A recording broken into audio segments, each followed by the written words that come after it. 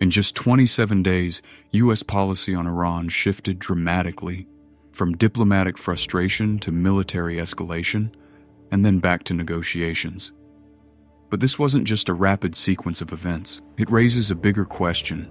Was this a calculated pressure strategy or a risky cycle of escalation?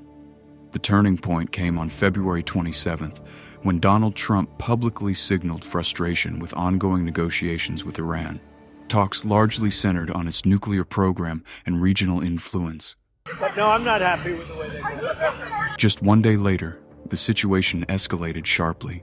The United States military began major combat operations in Iran. On the same day, Trump announced that Iran's supreme leader Ayatollah Ali Khamenei had been killed. In the days that followed, the rhetoric and the stakes intensified. Trump demanded what he described as unconditional surrender from Iran, while repeatedly asserting that Iran's military capabilities were being dismantled. He also claimed that Iran had apologized and was no longer a dominant regional force, statements that were not verified by independent sources. By March 21st, tensions peaked.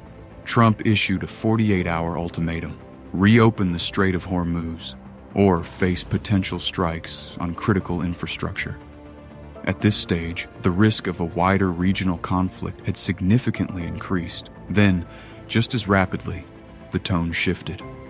On March 23rd, Trump announced what he described as productive conversations with Iran, and ordered a pause on planned strikes.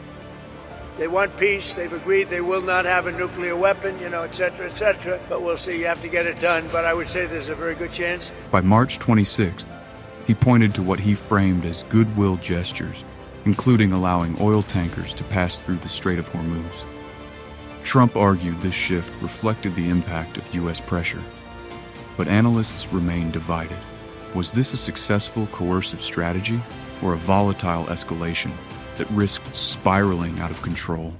In less than a month, the U.S. approach moved from pressure to confrontation and back to diplomacy. For some, this reflects a high-risk, high-speed negotiation strategy. What remains clear is this: when escalation and de-escalation happen this quickly, the margin for miscalculation becomes dangerously thin.